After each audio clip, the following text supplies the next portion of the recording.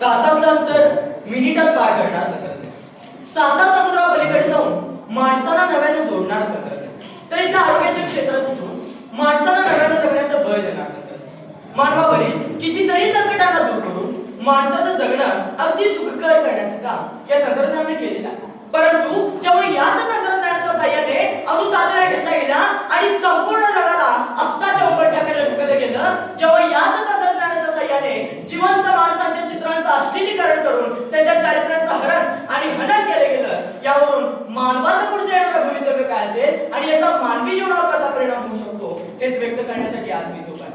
नमस्कार, मी रेहान शकील नदाब आज आपल्या समोर विषय मांडतोय मानवी जीवन आणि कृत्रिम बुद्धी.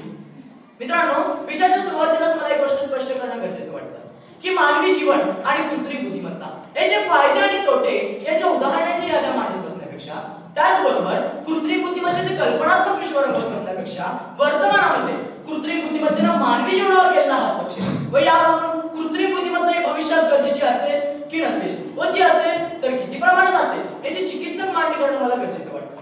कारण डॉक्टर बाबासाहेब आंबेडकर असं म्हणतात की विद्यार्थी हा चिकित्सक असला पाहिजे आणि मी सुद्धा एक विद्यार्थीच आहे. म्हणून माझ्या चिकित्सक परिप्रेक्षातून येणाऱ्या काळात खरंच कृत्रिम बुद्धिमत्ता ही गरजेची आहे का याची मांडणी आणि या प्रश्नाचं विश्लेषण करणं मला गरजेचं वाटतं. मग नेमकं कृत्रिम बुद्धिमत्ता म्हणजे काय, तर कुणातरी ब्रिटिश शास्त्रज्ञाने सांगितल्याप्रमाणे मानवाने मानवाचा शारीरिक व बौद्धिक ताण व शीण कमी करून आर्थिक क्षेत्रामध्ये मान मिळवण्यासाठी तयार केली गेलेली काही विशिष्ट प्रकारची मशीन्स ही आपण कृत्रिम बुद्धिमत्तेची उदाहरणे म्हणून पाहू शकतो. मग यामध्ये ऑटो पायलट मोडवर चालून माणसाचा ताण व शीण कमी करणारी टेस्ला कार असू द्या किंवा आजपर्यंत राहिलेल्या कितीतरी अनौत्तरित प्रश्नांची एका झटक्यात उत्तर देणारे ChatGPTचं तंत्रज्ञान असू द्या किंवा शेतकऱ्यासोबत त्याच्या बांधापर्यंत जाऊन त्याच्या खांद्याला खांदा लावून काम करणारं अर्थातच या कृत्रिम बुद्धिमत्तेनंच निर्माण केलेलं IoT म्हणजेच इंटरनेट ऑफ थिंग्सचं तंत्रज्ञान ही आपण कृत्रिम बुद्धिमत्तेची उदाहरणे म्हणून पाहू शकतो.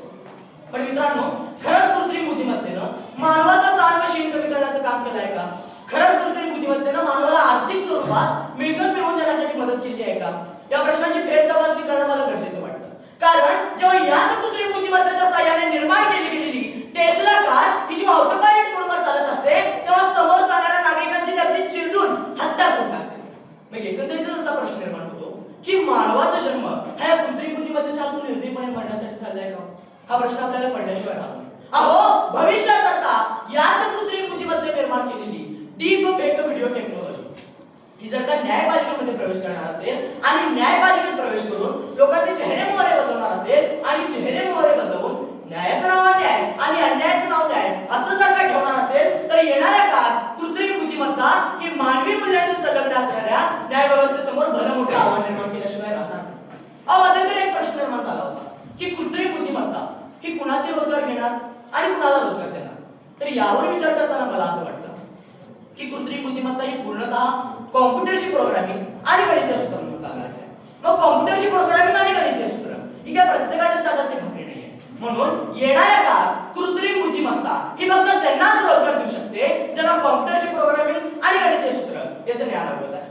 मग कॉम्प्युटरशी प्रोग्रामिंग आणि गणितीय सूत्र ही काय प्रत्येकाच्या ताटातली भाकरी नसल्यामुळे येणाऱ्या काळात या कृत्रिम बुद्धिमत्ता म्हणजेच आर्टिफिशियल इंटेलिजन्स म्हणजेच यामुळे मोठ्या प्रमाणात बेरोजगारी आणि बेरोजगारीचा दर निर्माण होऊ शकतो.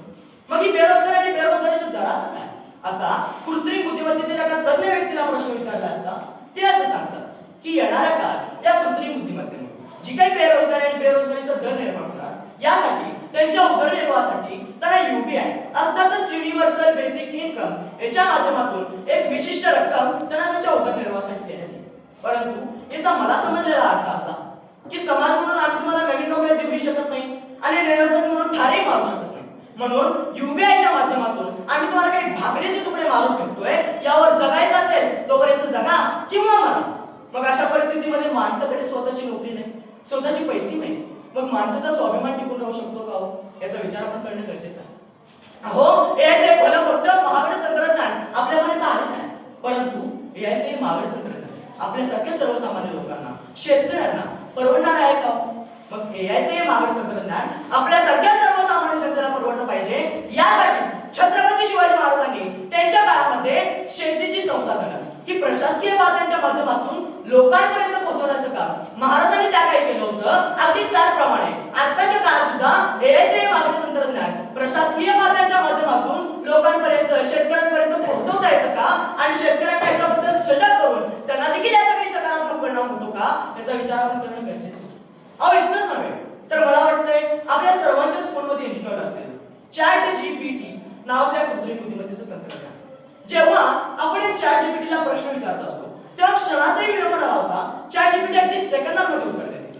परंतु जेव्हा आपण या ChatGPT एखादा प्रश्न विचारतो त्याच वेळी त्या कृत्रिम बुद्धिमत्तेचे जे डेटा सेंटर्स आहे याच्यामध्ये भल्या मोठ्या प्रमाणात उष्णता निर्माण होते व ती उष्णता आटोक्यात आणण्यासाठी करोडो लिटर्स पाणी तिथे वापरलं जातं. मग येणाऱ्या काळात जर का या कृत्रिम बुद्धिमत्तेचे डेटा सेंटर्स समुद्राच्या नद्याच्या किनारी उभारले जाणार असेल आणि यातून समुद्रातील किंवा नदीतील जीवसृष्टीचा ऱ्हास होणार असेल ना तर येणाऱ्या काळात कृत्रिम बुद्धिमत्ता ही पर्यावरणाच्या अनुषंगाने विचार करताना मानवाला इतकी गरजेची आहे का याचा विचार तुम्ही आणि करणं गरजेचं आहे. अहो इतकंच नव्हे तर या कृत्रिम बुद्धिमत्तेमुळे आपली नाती गोती देखील दुरावत चालली आहे असं म्हटलं तर वावगं ठरणार. कारण आजच्या तरुणाला आपल्या कुटुंबासोबत बोलण्यासाठी वेळ नाही आहे पण तो जेमिनी ते ChatGPT याच्यासोबत तास-तासभर गप्पा मारत असतो आणि हे सांगताना उठून येतो. मित्रांनो शेवटी जाता इतके सांगेन की कृत्रिम बुद्धिमत्ता ही काही मानवाची शत्रू नाही आहे. योग्य वापर केला तर ती आपली सर्वात मोठी सहकारी देखील बनू शकते. मशीन्सकडे बुद्धिमत्ता असू शकते परंतु प्रेम माया ममता वात्सल्य करुणा हे सर्व मानवाचे गुण आहेत. हे फक्त मानवाकडेच असू शकतात. मशीन्सने आपलं जगणं सोपं करावं परंतु आपल्याकडून माणूसपणा हिरावून घेऊ नये याची जबाबदारी आपली आहे. अहो आजचा विद्यार्थी म्हणजे उद्याचा संशोधक शास्त्रज्ञ